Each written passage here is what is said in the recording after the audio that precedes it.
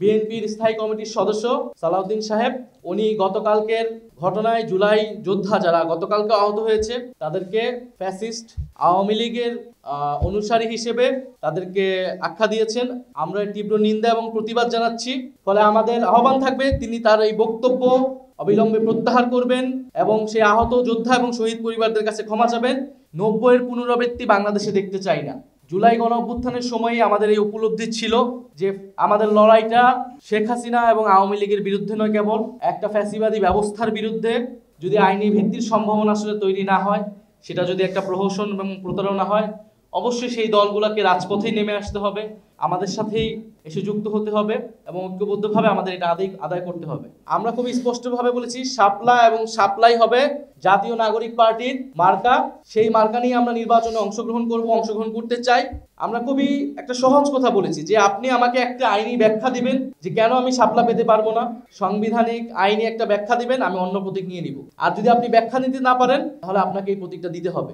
কারণ প্রেসিডেন্ট যিনি আছেন চুপ্পু সাহেব, তিনি জুলাই গণ অভ্যুত্থানের কোনো সিম্বল নয়। জুলাই সনদে স্বাক্ষর কেবলই আনুষ্ঠানিকতা, এটা আমরা এর আগেও বলেছি, আজকেও পুনর্ব্যক্ত করেছি। যদি এর কোনো আইনি ভিত্তি না হয় এর কোনো অর্থ তৈরি হবে না। ফলে আমরা এই আনুষ্ঠানিকতায় অংশ নেইনি এবং যদি এর আইনি ভিত্তি তৈরি না হয়, এটার কেবল আনুষ্ঠানিকতাও থাকবে না, এটি একটি গণপ্রতারণা এবং জাতির সাথে একটি প্রহসন হবে। আমরা বাংলাদেশের ইতিহাস থেকে এই অভিজ্ঞতা আমরা দেখেছি। 90-এর গণ অভ্যুত্থানের পরেও 3 দলের জোটের যে রূপরেখা আপনাদের মনে আছে, সেই রাজনৈতিক সমঝোতা কিন্তু রক্ষা করা হয়নি।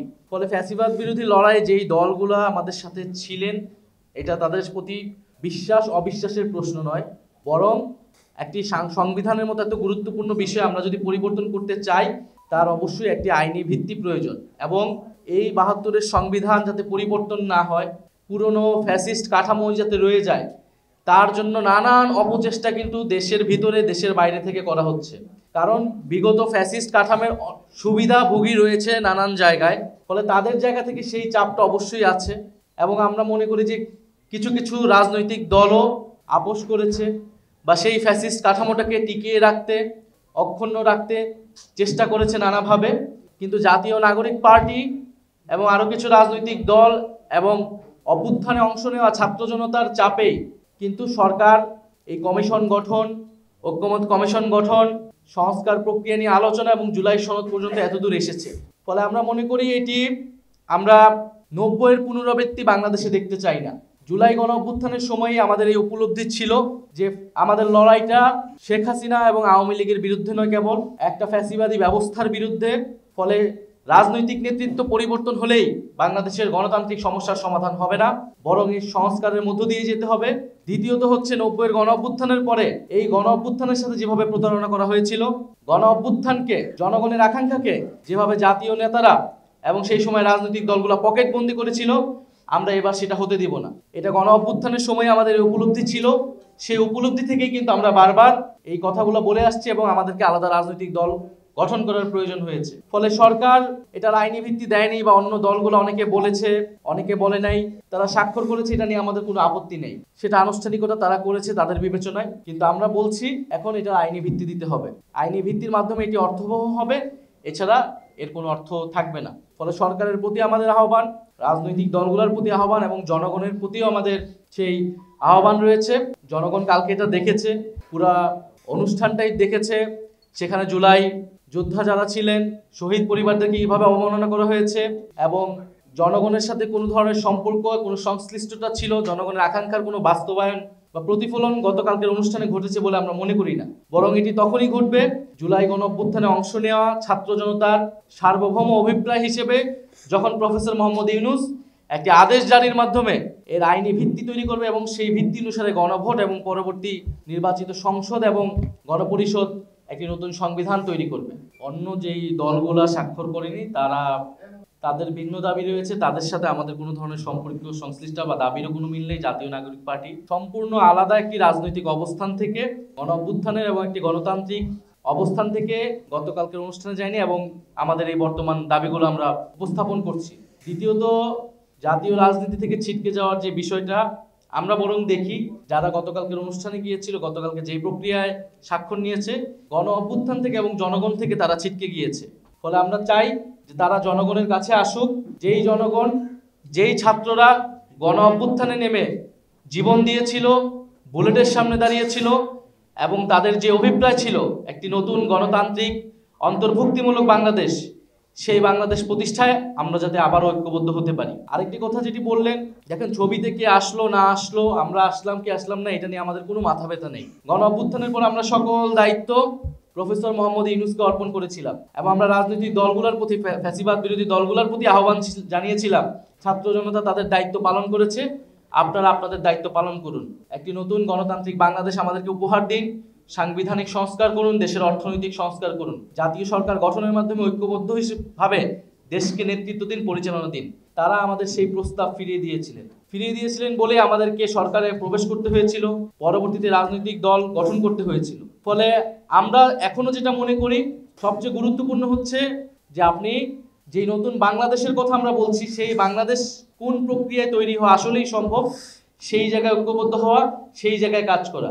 সেই জায়গায় যে কোনো রাজনৈতিক দল, সরকার যদি এগিয়ে আসে আমরা তাদের সমর্থন জানাবো, আমরা তাদের সাথে থাকবো। কিন্তু কেউই যদি না থাকে আমরা এককভাবে আমাদের এই লড়াই চালিয়ে যাব। আমরা ঐক্যমত কমিশনকে বরাবরই ধন্যবাদ জানিয়েছি এই কঠিন কষ্টসাধ্য কাজটি করার জন্য। সবগুলা রাজনৈতিক দলকে এক জায়গায় নিয়ে এসে একটা দীর্ঘ আলোচনা এতদিন ধরে চালিয়ে যাওয়া, এটা বাংলাদেশের ইতিহাসে আসলে খুবই দুরূহ ঘটনা। তবে আমাদের কাছে মনে হয়েছে যে আলোচনা যখন চলেছে, আলোচনায় একটা কথা বারবার বলা হয় যে ভিন্ন মত থাকবে, যে যার ভিন্ন মত দিয়েছে। আপনি 5টা মত দিলেন, আমি 5টা মত দিলাম, এখান থেকে কিছু রাখা হবে, কিছু রাখা হবে না। কিন্তু আমরা যখন গণতন্ত্রের কথা বলি, এটা কিন্তু আসলে ভিন্ন মত বা আপনি কয়টা মত দিয়েছেন এটা গুরুত্বপূর্ণ হওয়ার কথা ছিল যে আপনার কথাটা যৌক্তিক কিনা, ন্যায্য কিনা। আপনার সকল কথা যদি ন্যায্য হয়, আপনার সকল কথা আমরা মানতে প্রস্তুত। আপনার কোনো কথাই যদি ন্যায্য না হয়, আপনি যত বড়ই রাজনৈতিক দল হন না কেন, আপনার কোনো কথাই আমরা মেনে নিব না। ফলে ঐক্যমত কমিশনে আসলে বক্তব্যের বা আলোচনার ন্যায্যতা, যৌক্তিকতার থেকে অনেক সময় মাঠের পেশি শক্তি, সরকারের ভিতরের নানান ধরনের প্রভাব বিস্তার, এই বিষয়গুলো কাজ করেছে। এবং ঐক্যমত কমিশনে আমাদের কাছে কখনো কখনো মনে হয়েছে তারা দৃঢ় অবস্থানটা নিতে পারেনি, তবে তাদের থেকে সেই চেষ্টাটা আমরা সবসময় দেখেছি। ফলে তাদের প্রতি আমাদের আহ্বান থাকবে যে কোনো ধরনের পেশি শক্তি, কত বড় রাজনৈতিক দল, এই সকল কিছু বিবেচনায় না নিয়ে বরং আমাদের দাবিটা কতটা যৌক্তিক, কতটা গণতান্ত্রিক এবং কতটা জনগণের আকাঙ্ক্ষাকে প্রতিফলন ঘটাতে পারছে, সেই বিষয়ে বিবেচনা নিয়ে তাদেরকে অবস্থান নিতে হবে। এবং আমরা যেটা বলেছি যে সাংবিধানিক আদেশ জারি করা, এবং এই তর্কটার কিন্তু সুরাহা হয়নি। আমরা ঐক্যমত কমিশনে এই জন্য বারবার বলছিলাম, ঐক্যমত কমিশন বাস্তবায়ন প্রক্রিয়া আলোচনা ছাড়াই বন্ধ হয়ে যেতে নিয়েছিল। তখন আমাদের প্রতিনিধিরাই এটা জোর করেছিল যে বাস্তবায়ন প্রক্রিয়া নিয়ে আলোচনা করতে হবে। সেই আলোচনাটা যদি আরো একটু কিছু করা যেত, এই বিষয়গুলো সুরাহা হওয়া সম্ভব ছিল। বিদ্যমান সংবিধানের অধীনে এই ধরনের সাংবিধানিক আদেশ জারি করার কোনো এখতিয়ার, বৈধতা বর্তমান প্রেসিডেন্টের নাই। আপনাকে যদি এই ধরনের সাংবিধানিক আদেশ জারি করতে হয়, তাহলে তার বৈধতা আপনাকে নিতে হবে জুলাই গণ অভ্যুত্থান থেকে, যেখানে জনগণের সার্বভৌম অভিপ্রায়ের প্রতিফলন ঘটেছিল। ফলে জুলাই গণ অভ্যুত্থানের অভিপ্রায় বর্তমান প্রেসিডেন্ট যিনি রয়েছেন তিনি ধারণ করতে পারেন না। তার কাছ থেকে এই আদেশ জারি হলে সেইটি নৈতিকভাবে, রাজনৈতিকভাবে জনগণের কাছে গ্রহণযোগ্য হবে না। কারণ প্রেসিডেন্ট যিনি আছেন চুপ্পু সাহেব, তিনি জুলাই গণ অভ্যুত্থানের কোনো সিম্বল নয়, বরং প্রফেসর মোহাম্মদ ইউনূস ছাত্র জনতার আহ্বানে সেই সময় বাংলাদেশে এসেছেন, সরকারের দায়িত্ব নিয়েছেন এবং ছাত্র জনতার অভিপ্রায় সকল কিছু তার কাছে অর্পণ করা হয়েছে। ফলে আমরা বলছি সাংবিধানিক আদেশ যেহেতু আপনি বিদ্যমান সংবিধানের ভিতর থেকে দিতে পারবেন না, তার বাইরে যেই দিতে হবে। ফলে সেক্ষেত্রে বাইরে যে দিতে হলে তার বৈধতা একমাত্র উৎস হচ্ছে জুলাই গণ অভ্যুত্থান, এবং সেটা একমাত্র জারি করতে পারবেন সরকার প্রধান হিসেবে ডক্টর মোহাম্মদ ইউনূস। ফলে তার আদেশ জারির মাধ্যমেই এই সনদ একটি আইনি ভিত্তি পাবে, যার উপর দাঁড়িয়ে গণভোট এবং পরবর্তী কার্যক্রমগুলো হওয়া সম্ভব। একটা তো আমরা বলেছি ঐক্যমত কমিশন যদি আলোচনায় ডাকে আমরা তাদের সাথে বলবো, আলোচনা চালিয়ে যাব।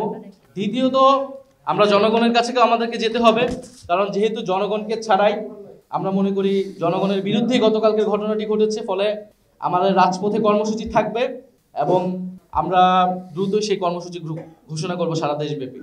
নোট অফ ডিসেন্ট সম্পর্কে আমরা পরিষ্কারভাবে বলেছি, নোট অফ ডিসেন্টের আলাপটা যখন এসেছিল অনেকগুলো বিষয়ে ঐক্যমত হিসেবেই ধরে নেওয়া হয়েছিল, বা সংখ্যাগরিষ্ঠের ঐক্যমতের ভিত্তিতে ঐক্যমত কমিশন সেটাকে সনদে অন্তর্ভুক্ত করেছে। কিন্তু যেহেতু কিছু কিছু দল ওই অবস্থানে তার একটা ভিন্ন অবস্থান ব্যক্ত করেছিলেন আলোচনায়, সেটা একটা হিস্টোরিক্যাল ডকুমেন্ট হিসেবে সেই ভিন্নমতটা উল্লেখিত করার অনুরোধ তারা জানিয়েছিলেন। সেই জায়গা থেকে কিন্তু নোট অফ ডিসেন্টটা এসেছিল। ফলে নোট অফ ডিসেন্টের সাথে জুলাই সনদের আসলে কোনোই সম্পর্ক থাকবে না, থাকার কথা নয়। এবং গণভোটে গেলেও নোট অফ ডিসেন্টের কার্যকারিতা থাকবে না। আমরা বলেছি 84টা বিষয়ে সনদ স্বাক্ষরিত হয়েছে বা সনদ প্রণীত হয়েছে, স্বাক্ষরিত হবে। এই 84টা বিষয় গণভোটে যাবে। জনগণ যদি পক্ষে ভোট দেয় এই 84টা বিষয়ই বাস্তবায়ন হবে। ফলে কে নোট অফ ডিসেন্ট দিয়েছিল বা কোথায় দিয়েছিল এটার আর কোনো প্রাসঙ্গিকতা থাকবে না, কার্যকরিতা থাকবে না। সেটা একটা ঐতিহাসিক দলিল হিসেবে, ভিন্ন মত হিসেবে সেটা ঐক্যমত কমিশন তারা ব্যক্ত করেছেন, সেটা অলরেডি ডকুমেন্টেড হয়েছে।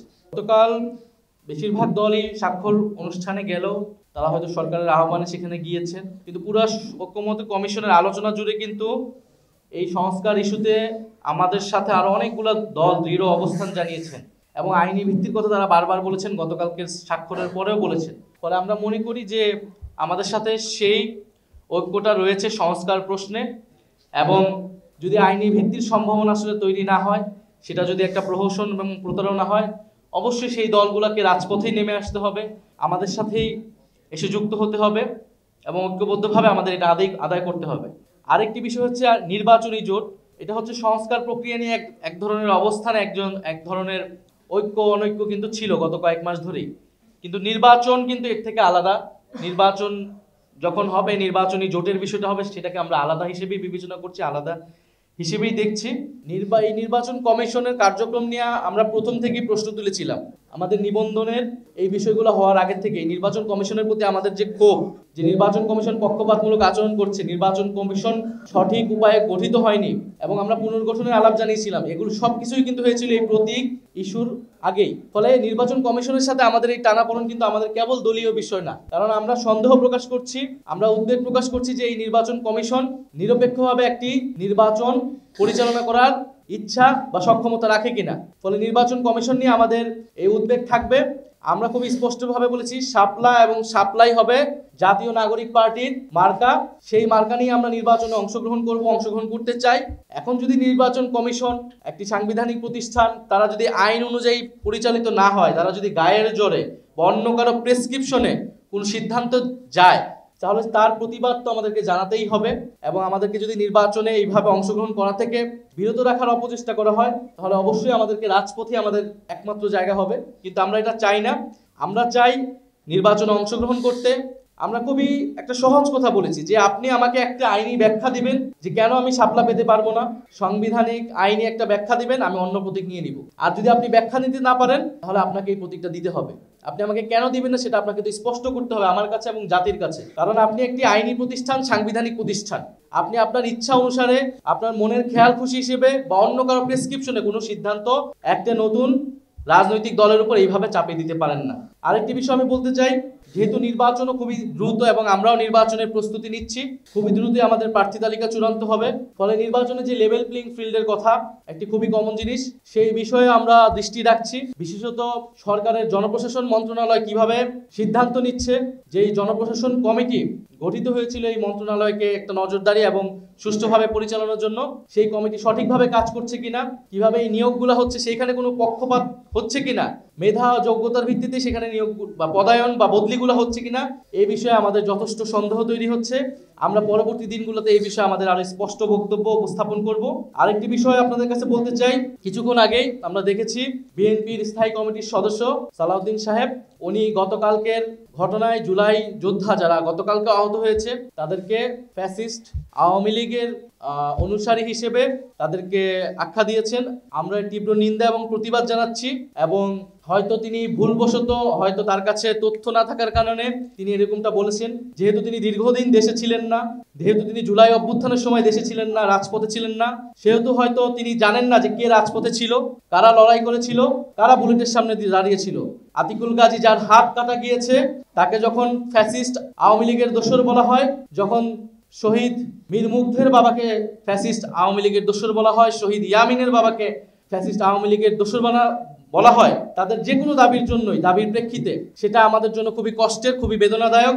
ফলে আমাদের আহ্বান থাকবে তিনি তার এই বক্তব্য অবিলম্বে প্রত্যাহার করবেন এবং সেই আহত যোদ্ধা এবং শহীদ পরিবারদের কাছে ক্ষমা চাবেন এবং তাদের সাথে বসে জুলাই গণ অভ্যুত্থানের গল্পটা শুনবেন, ইতিহাসটা শুনবেন, কারা লড়াই করেছিল, কিভাবে লড়াই করেছিল, কিভাবে এই দেশ স্বাধীন হয়েছিল, এবং আজকে আমরা এখানে কথা বলতে পারছি।